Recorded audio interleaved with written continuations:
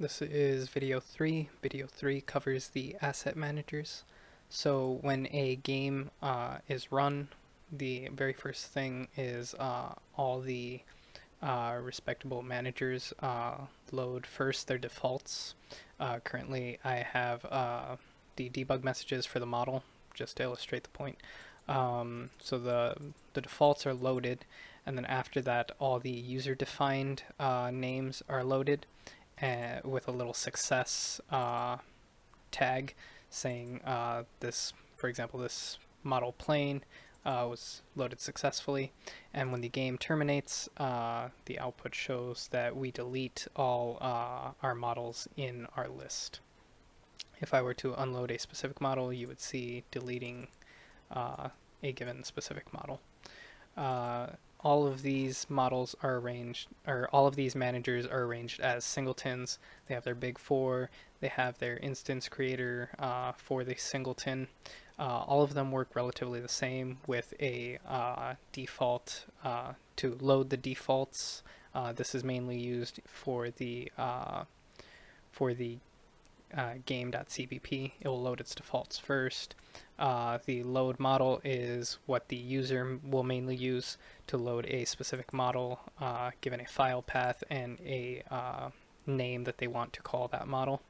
The unload all, again, is mainly used by the main game engine.cpp for unloading during termination.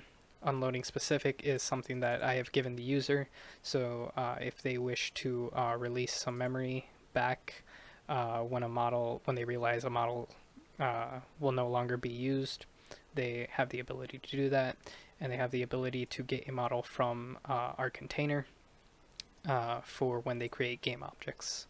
The container that I use is a map, so I try to minimize basically deletes, and they aren't necessarily that big of a concern for our managers, since everything is loaded in once and then basically emptied at the very end.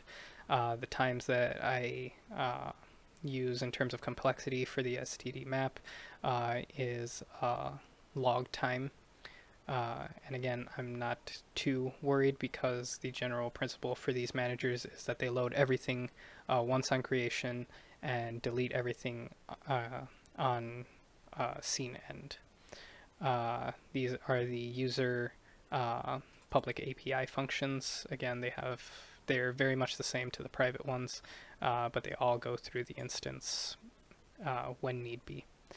The shader and texture also all work very much the same. They unload specific textures, get them from maps. The image manager, again, works the same, loads images, load all images, unloads specific images, and gets from the map. Deletes, again, are linear depending on the size of the container. In general, it seems pretty practical. So again, for the user, when they load their resources, going back once again, they just call the model manager and they load a model. They give it a name and define the location, and the location again is right here. They load models here, they load shaders here, and textures here. And all they have to do is just provide the name for these given things.